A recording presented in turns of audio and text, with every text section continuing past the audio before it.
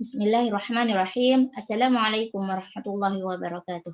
Alhamdulillahirabbil alamin. Wassalatu wassalamu ala asyrafil anbiya'i wal mursalin sayyidina Muhammad wa ala alihi wa sahbihi ajma'in. Amma ba'du. Alhamdulillah, puji syukur kita tetap bisa melaksanakan pembelajaran meskipun melalui daring atau online. Semoga tidak mengurangi rasa semangat kita untuk tetap mencari ilmu. Dan semoga kita semua mendapatkan barokah dari ilmu. Amin, Allahumma amin.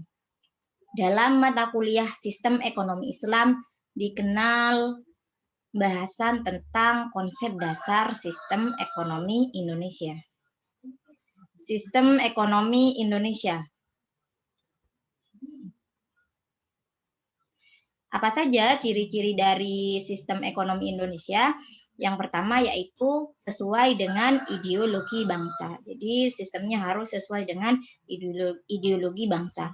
Yang kedua yaitu berlandaskan Undang-Undang Dasar 1945. Yang ketiga adalah mengutamakan keadilan dan kesejahteraan bagi seluruh masyarakat. Yang keempat, kegiatan ekonomi berdasarkan atas asas kekeluargaan. Terus yang terakhir adalah sumber daya ekonomi. Jadi ini 5 poin penting dari ciri-ciri sistem ekonomi Indonesia. Lalu sistem ekonomi yang diterapkan di Indonesia adalah sistem ekonomi Pancasila atau sistem ekonomi kerakyatan. Sistem ekonomi Indonesia itu sangat bergantung atau dipengaruhi oleh sistem politik yang tengah berkembang. Pada Orde Lama, Indonesia diarahkan pada kemandirian ekonomi guna menghindari kondisi ketergantungan terhadap luar negeri. Sedangkan pada Orde Masa Baru atau Orde Baru di Indonesia memakai sistem ekonomi kapitalis dan pada masa reformasi Indonesia menggunakan sistem ekonomi kerakyatan Pancasila. Namun tetap condong pada ekonomi kapitalis. Hal inilah yang menyebabkan Indonesia harus tunduk pada kapitalisme global. Ini beberapa sistem yang dianut oleh Indonesia yang menjadi pembeda, yaitu pada masa Orde Lama Indonesia menganut sistem sosialis. Di sini saya akan menjelaskan apa kelebihan serta kekurangan lalu permasalahan yang muncul dari sistem yang dianut.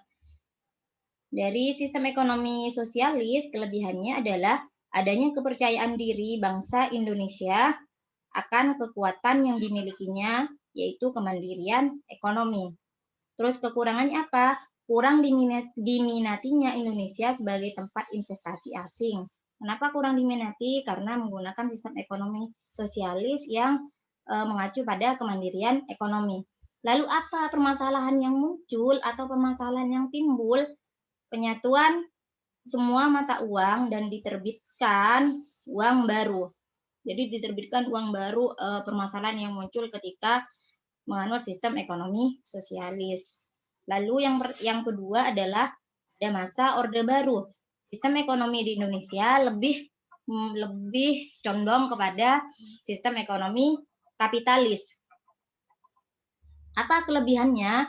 Investor asing mulai mau menanamkan modal di Indonesia dan lebih berkembang dalam hubungan bilateral dan multilateral.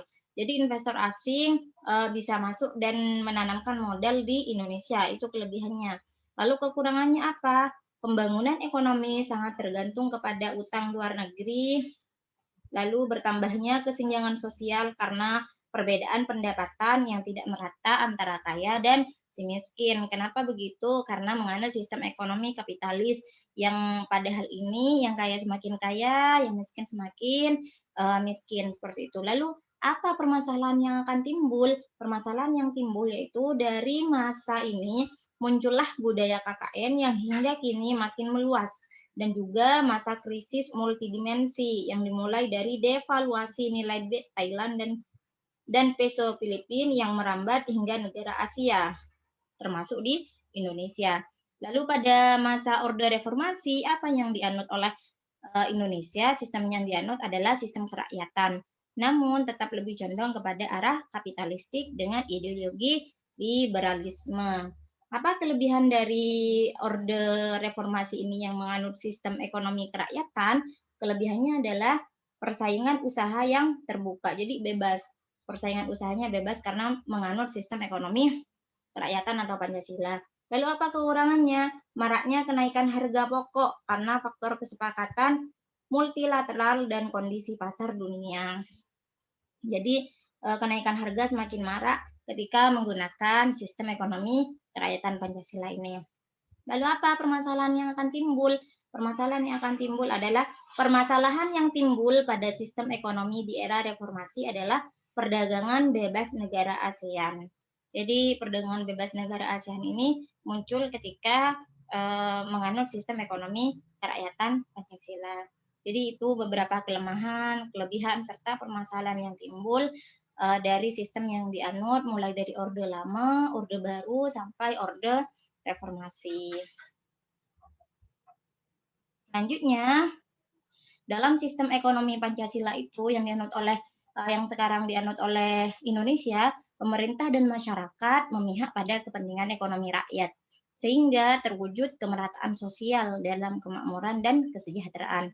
Inilah sistem ekonomi kerakyatan yang demokratis yang melibatkan semua orang dalam proses produksi dan hasilnya juga dinikmati oleh semua warga masyarakat. Jadi ini dampak positif dari sistem ekonomi Pancasila. Lalu apa aturan mainnya sistem ekonomi Pancasila? Yang lebih ditekankan pada sila keempat kerakyatan yang dipimpin oleh hikmat kebijaksanaan dalam permusyawaratan perwakilan menjadi slogan baru yang diperjuangkan sejak reformasi. Lalu apa saja karakteristik sistem ekonomi Indonesia? Ada 6 poin di sini, yaitu setiap kegiatan ekonomi yang dilakukan adalah kegiatan bersama atau gotong royong. Terus yang kedua, negara menguasai berbagai cabang produksi. Yang ketiga, alasan negara untuk menguasai cabang produksi yang strategis di tanah air adalah demi kemakmuran rakyat. Jadi pada intinya tujuannya adalah untuk kemakmuran rakyat atau masyarakat sendiri.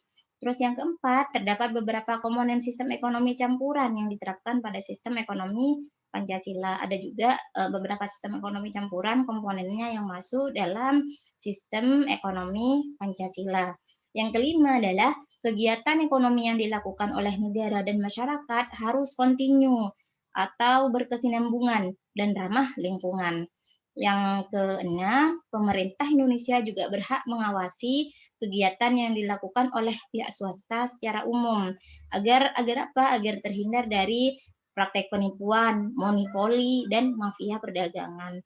Tujuannya apa? Tujuan yang paling penting adalah menciptakan keadilan pada masyarakat.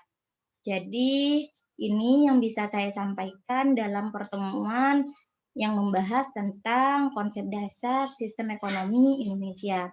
Terima kasih, semoga bermanfaat. Assalamualaikum warahmatullahi wabarakatuh.